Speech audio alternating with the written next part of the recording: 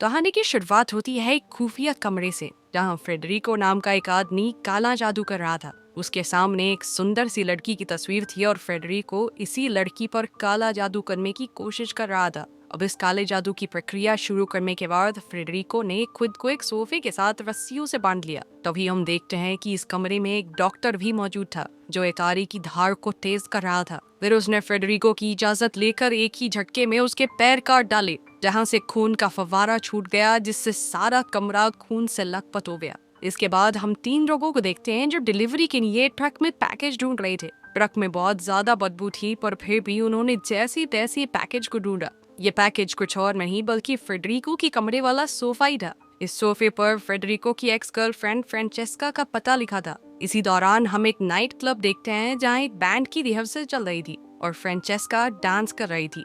Rehearsal खत्म होने के बाद बॉब और रोज़ैन नाम के 2 डिटेक्टिव्स फ्रेंचेस्का से बातचीत करने आए। उन्हें देखकर फ्रेंचेस्का की दोस्त नैक्सी, जो बैंड की मैनेजर भी थी, वहां आ गई। डिटेक्टिव्स ने फ्रेंचेस्का को बताया कि उन्हें कूड़ेदान में फ्रेडरिको के कटे हुए पैर मिले हैं। उन्होंने फ्रेंचेस्का से पूछा कि क्या वो इसके बारे में कुछ भी जानती है, मगर फ्रेंचेस्का ने कहा कि मैं इस बारे में कुछ नहीं जानती। मैंने तो उसके खिलाफ कोर्ट से रेस्ट्रेनिंग ऑर्डर तक ले रखा था, क्योंकि वो फ्रेंचेस्का के पीछे पागल हो गया था। पुलिस वाले उससे और पूछताछ करना चाहते थे, मगर फ्रेंचेस्का को घर जाना था, क्योंकि आज उसका नया सोफा डिलीवर होने वाला था। उधर डिलीवरी मैन ने एक दुकानदार से फ्रेंचेस्का के घर का पता पूछा। असल में ये दुकानदार मैक्सी के दादाजी जैक थे और वो फ्रेंचेस्का के घर का पता जानते थे। अब वो डिलीवरी वाले के साथ सोफा देखने गए और जैसे ही उन्होंने सोफे को छुआ तो अचानक उन्हें अपने दिमाग में कुछ अजीब सा दिखाई दिया। उन्होंने देखा कि एक जवान लड़की अकेली जंगल में दौड़ रही थी। ये देखते ही अचानक जैक बेहोश हो गया, फिर डिलीवरी वाले ने उसे जैसे तैसे उठाया।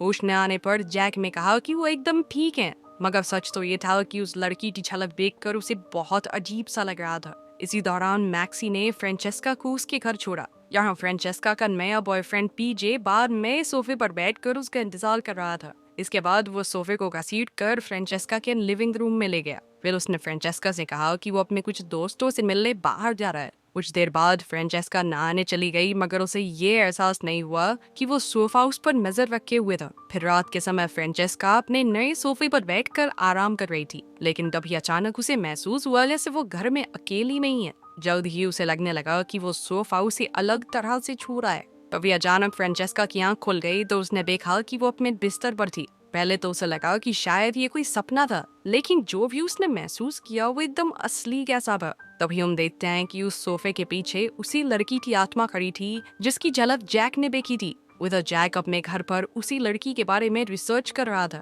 कुछ किताबों और जादू टोने पर वीडियोस बनाने वाले एक यूट्यूबर से पता चला कि हो सकता है कि उस सोफे में किसी काली आत्मा का साया हो। खैर अगली सुबह फ्रेंचेस्का की आंख खुली तो उसे लिविंग रूम से शोर सुनाई दिया। उसे लगा कि ये टीजे होगा, बट जब वो लिविंग रूम में गई तो सोफे के आसपास सजावट थी और नाश्ता एकदम तैयार। कुछ ही पलों में पीजे दूसरे कमरे से उठकर बाहर आया तो फ्रेंचेस्का को लगा कि पीजे ने उसके लिए ये सब किया है और उसने खुश होकर टीजे को गले लगा लिया।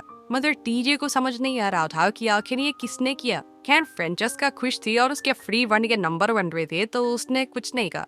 वहीं दूसरी ओर डिटेक्टिव बॉब कंप्यूटर पर फ्रेडरिको के केस के सबूतों की जांच कर रहा था। उन तस्वीरों से पता चला कि फ्रेडरिको फ्रेंचेस्का के पीछे पागल था और साथ ही वो तंत्र मंत्र और काले जादू में भी काफी दिलचस्पी रखता था। फिर उसने फ्रेंचेस्का को बुलाकर इसके बारे में पूछताछ की, पर उसने कहा कि मुझे इस बारे में कुछ नहीं पता। खैर फिर फ्रेंचेस्का ने बताया कि पता नहीं क्यों, लेकिन जिसके साथ भी मैं रिलेशनशिप में आती हूँ वो थोड़ी टाइम बाद मेरे पीछे पागल से हो जाते हैं। इधर फ्रेंचेस्का अपना बयान दे रही थी और उधर वो भूतिया सोफा अब पीजे को घूर रहा था।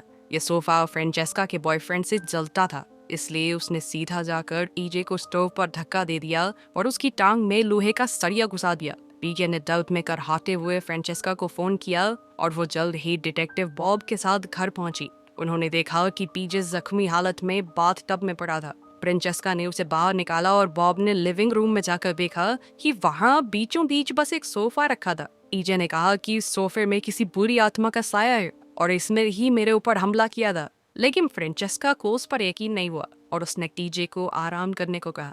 आखिरकार पीजे अपनी माँ के घर चला गया। इसकी माँ ईयरफोन्स लगाकर एक मेडिटेशन क्लास देख रही थी। कुछ ही देर में पीजे के कमरे की खिड़की पर एक लोहे का स्प्रिंग हमला करने लगा, तो उसने तुरंत अपनी माँ को आवाज दी, पर उन्हें कुछ सुनाई नहीं दे रहा था। अब उसने खुद खिड़की खोलकर बाहर देखा तो उसके होश उड़ गए, क्योंकि फ्रेंचेस्का का सोफा नीचे खड़े होकर उसे घूर रहा था। ये देखकर पीजे ने डर के मारे खिड़की बंद करने की कोशिश की, मगर सोफे का स्प्रिंग बीच में आ गया। अब पीजे घबराकर जमीन पर गिर गया, पर एक स्प्रिंग उसके पैर में घुस गया। फिर सोफे के अंदर से अजीबोगरीब ऊर्जा निकली, जिसने कुछ ही पलों में टीजे की आत्मा को खींचकर खुद में समा लिया। इस तरह टीजे शैतानी सोफे का पहला शिकार बना। उधर जैक अपनी साथी जेनी के साथ मिलकर इस सोफे की बुरी आत्मा को रोकने की कोशिश कर रहा था। उसने आत्माओं की दुनिया में जाने की कोशिश की ताकि वह अपने बुरे सपनों का मतलब समझ सके। अब उन्होंने आत्मा से बात करने की प्रक्रिया शुरू की और आखिरकार जैक एक बार फिर उसी जंगल में पहुंच गया जहां वो लड़की किसी से बचकर भाग रही थी। अचानक उस लड़की का एक कपड़ा जमीन पर गिर गया, जिसमें एक जहरीला फूल मौजूद था। जैसे ही जैक ने उसे उठाया तो वो जंगल के दूसरे हिस्से में पहुंच गया। उसने देखा कि एक औरत खाने की टोकरी लेकर उस जवान लड़की के पास आई। न जाने क्या हुआ, लड़की में टोकरी से चाकू निकाला और अचानक वो मर गई। ये सब देखकर वो औरत बुरी तरह डर गई। इसके अलावा एक लड़का जो वहीं छुपकर ये सब देख रहा था, वो भी डरकर भाग गया। अभी अचानक जैक की आंख खुली और वो असली दुनिया में लौट आया। उसने जेनी को बताया कि जंगल वाली लड़की में किसी को जहर दिया था, जिसके बाद वो खुद भी मर गई और अब उसकी आत्मा उस सोफे में रहती है। ये बताने के बाद जैक ने फ्रेंचेस्का से मिलने का फैसला किया, क्योंकि वो जानता था कि जब तक वो सोफा उसके पास है तब तक उसकी जान खतरे में है।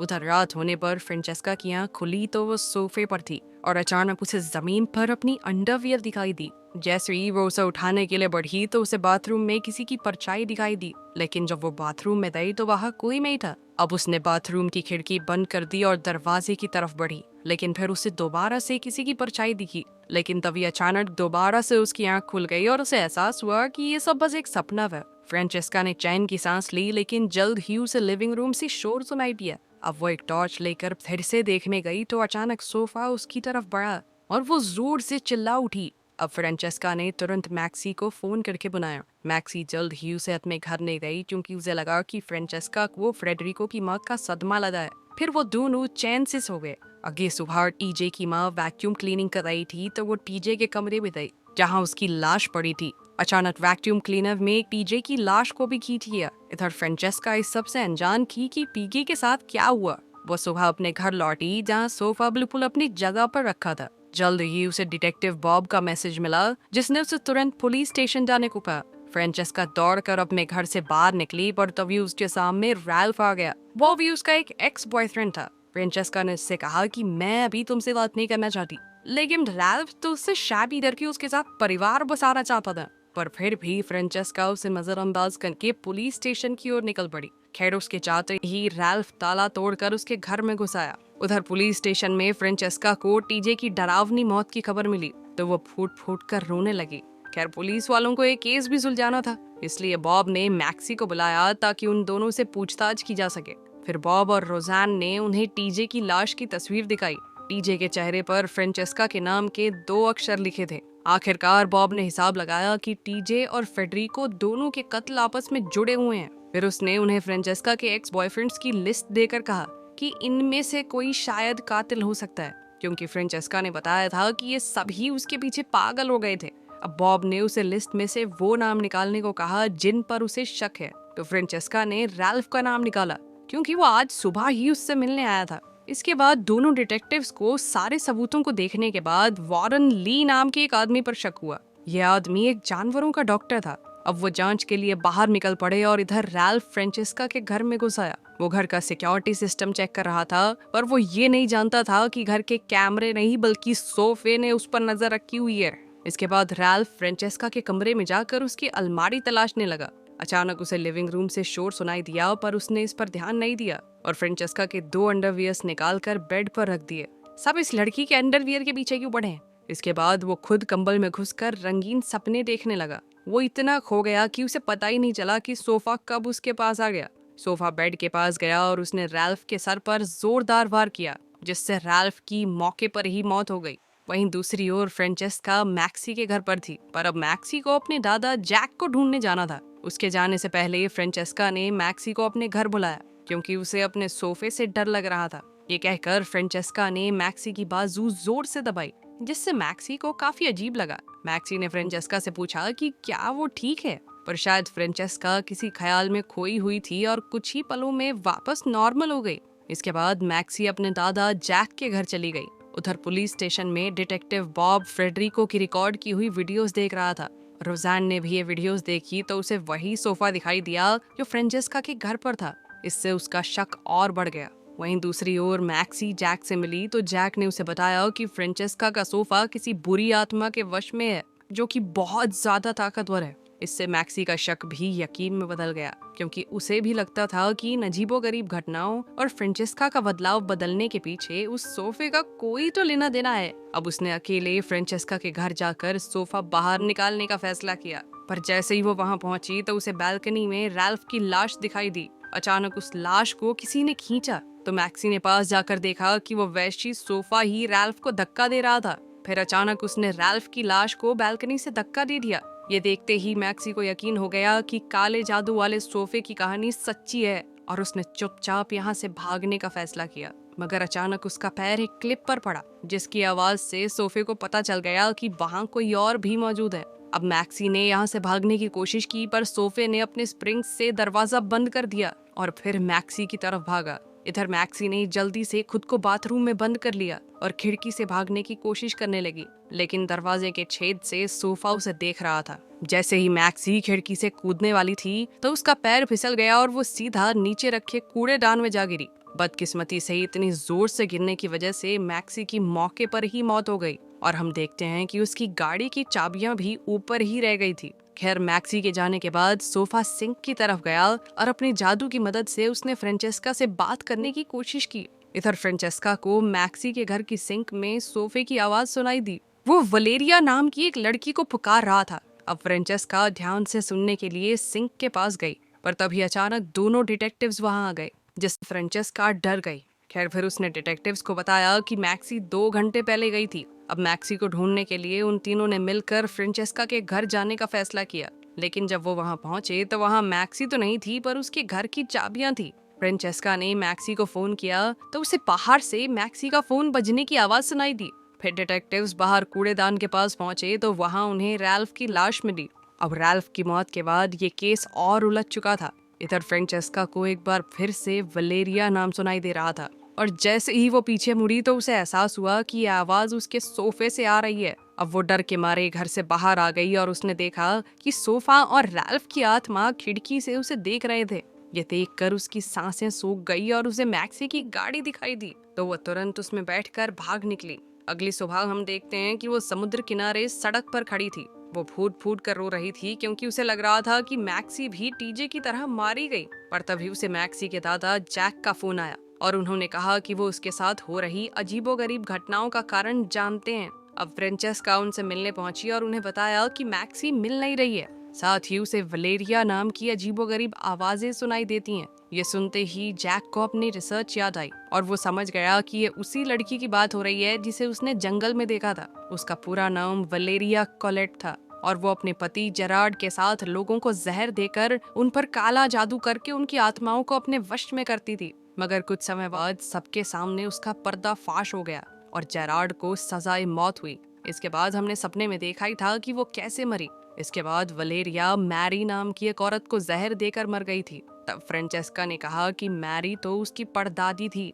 खैर, फिर जैक ने बताया कि वलेरिया की मौत के बाद उसकी आत्मा मैरी के शरीर में घुस गई। उस दिन के बाद से फ्रेंचेस्का की परदादी मैरी के पीछे मर्द दीवाने हो जाते थे। ये वलेरिया का श्राप था जो आज तक उनके परिवार में था। यही कारण था कि फ्रेंचेस्का के बॉयफ्रेंड्स भी उसके पीछे पागल हो जाते थे। सच तो ये था कि जेरार्ड की आत्मा ने फ्रेडरिको को वश में किया था ताकि जेरार्ड और वलेरिया फिर से एक हो सकें। खैर, अब जैक ने कहा कि एक आत्मा सिर्फ जिंदा लोगों को वश में करके अपना काम करवाती है, मगर हैरानी की बात ये थी कि वो सोफे में कैसे घुस गई। खैर, जैक के पास इसका कोई जवाब नहीं था, पर फिर भी उसने दोनों आत्माओं को पकड़ने के लिए 2 बक्से बनाए। इसी दौरान फ्रेंचेस्का को एक बार फिर से वही सोफा दिखाई देने लगा। साथ ही वलेरिया की आत्मा भी वहां मौजूद थी। फ्रेंचेस्का बुरी तरह डर गई और जैसे तैसे इस भ्रम से बाहर निकली। तभी उसने देखा कि जैक को दिल का दौरा पड़ गया था। फ्रेंचेस्का ने उसकी मदद करने की कोशिश की, पर जैक ने उसे एक बक्सा ले जाकर सोफे के पास रखने को कहा। वहीं दूसरी ओर पुलिस स्टेशन में हम देखते हैं कि बॉब ने वॉरेन ली को पूछताछ के लिए बुलाया था। तब वॉरेन ने कबूल किया कि उसने फ्रेडरिको के कहने पर ही उसके पैर काटे थे। उधर रोज़ैन अपनी छानबीन करते हुए रैल्फ के घर पहुंची तो उसे पता चला कि उसने फ्रेंचेस्का के घर में कैमरास लगा रखे थे। जब रोज़ैन ने रिकॉर्डिंग देखी तो उसने सोफे को अपने आप चलते देखा, जिससे उसके होश ही उड़ गए। अब वो तुरंत बॉब को ये खबर देने निकली। कुछ समय बाद हम देखते हैं कि फ्रेंचेस्का ने घर जाकर सोफे के अंदर मौजूद आत्मा को बक्से में जाने का आदेश दिया, मगर आत्मा उसकी बात मानने को तैयार ही नहीं थी। तब फ्रेंचेस्का ने सोफे पर तेल छिड़क कर उसे जलाने का फैसला किया, और जैसे ही उसने माचिस जलाई तो सोफे ने आग बुझा दी। अब फ्रेंचेस्का के पास कोई चारा नहीं था, इसलिए उसने चाकू उठा लिया। ये देखते ही सोफा इंसानों की तरह खड़ा हो गया और फ्रेंचेस्का की तरफ बढ़ने लगा। उसी पल अचानक बॉब और रोज़ैन वहां पहुंचे और बॉब ने सोफे पर गोलियां चला दी। ऐसा करते ही सोफा टूटकर नीचे गिर गया और पीछे से फ्रेडरिको का जला हुआ शरीर सामने आया। तब ये खुलासा होता है कि वॉरेन ने बॉब को बताया था कि फ्रेडरिको ने अपने पैर इसलिए कटवाए ताकि वो सोफे में छुप सके। आखिरकार बॉब ने फ्रेडरिको पर गोली चलाकर उसे मार डाला और उन्हें लगा कि इस वहशी सोफे की कहानी अब खत्म हुई। ये सब देखकर फ्रेंचेस्का को काफी ज्यादा घबराहट हो गई और उसने तुरंत बाथरूम में जाकर दवाइयां लेने की सोची, मगर हड़बड़ाहट में उसकी सारी दवाइयां जमीन पर गिर गई। जैसे ही वो दवाई उठाने झुकी, किसी ने उसका हाथ पकड़ लिया।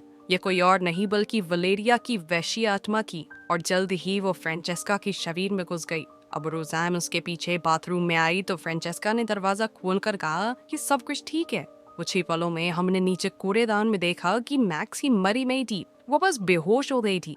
वो जैसे ही फ्रेंचेस्का के घर में आई तो उसे देखते ही फ्रेंचेस्का ने उसे गले लगा लिया। उसने कहा कि सब बिल्कुल ठीक हो जाएगा, पर तभी हम शीशे में झलक देखते हैं कि फ्रेंचेस्का इस वक्त वलेरिया के वश में थी। खैर, अगले दिन जब डिटेक्टिव बॉब फ्रेंचेस्का से मिलने आया तो उसे ये देखकर बहुत हैरानी हुई कि फ्रेंचेस्का ने सोफा रखने का फैसला किया था। फिर उसने बॉब को चाय दी जो उसी जहरीले फूल से बनी हुई थी जिसके इस्तेमाल से वलेरिया लोगों की जान लेती थी। उसे पीते ही बॉब बेहोश होकर जमीन पर गिर गया। कुछ समय बाद रोज़ैन बॉब को ढूंढते हुए फ्रेंचेस्का के घर आई, पर जो सामने था उसे देखकर उसके पैरों तले जमीन खिसक गई। उसने देखा कि मॉन्स्टर सोफा बॉब की आत्मा को अपने अंदर खींच रहा था और बदले में वलेरिया के पति जेरार्ड की आत्मा बॉब में आ गई। रोज़ैन ने उसकी मदद करने की कोशिश की, मगर अचानक फ्रेंचेस्का ने उसकी पीठ में चाकू घोंप दिया। फिर डिटेक्टिव बॉब ने जेरार्ड के वश में आकर रोज़ैन को जान से मार डाला। आखिरकार वो दोनों वहशी पति पत्नी अब लौट आए थे और अब वो मिलकर दोबारा से इंसानों का शिकार करने के लिए तैयार थे।